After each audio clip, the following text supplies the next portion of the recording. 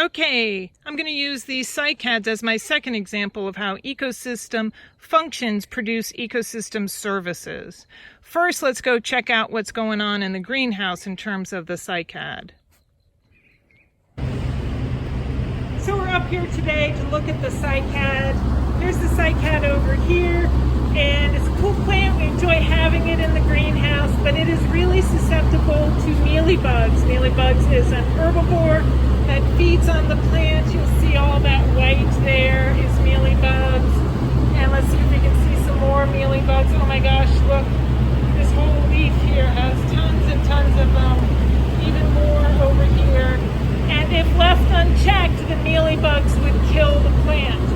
So why don't we have predators up here? It's a really simple ecosystem. Even if we were to release a predator insect up here, what it would probably do is eat all of the mealybugs, and then it would die out because the ecosystem in the greenhouse is really simplistic, low diversity. It would be difficult to maintain a predator. So what do we end up doing? We end up having to spray pesticides on this plant pretty regularly in order to control the mealybugs so the plant doesn't die. So outside here in the summer, these cycads have very few to no mealybugs on them. You might see a couple underneath the leaves, but they are certainly not overwhelmed with them, and they are not in danger of being killed by the mealybugs. And why is that? Because they are living in this ecosystem of my yard. Look, there's my cat.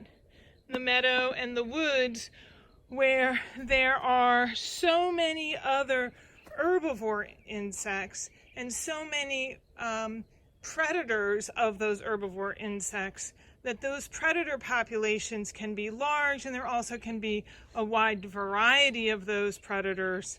And they are not only eating herbivores that are in the meadow and in the woods, but they also come and keep the mealybugs that are on these plants in check.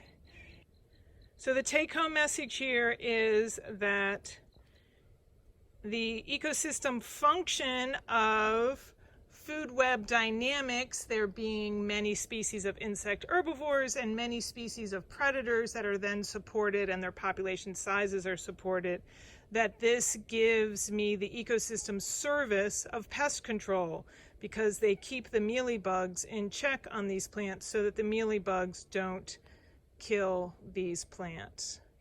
All right, so that was our second example of how ecosystem functions produce an ecosystem service, and in this case the ecosystem service is pest control. And look, here's Claude coming to check that out too. All right, that's all for now.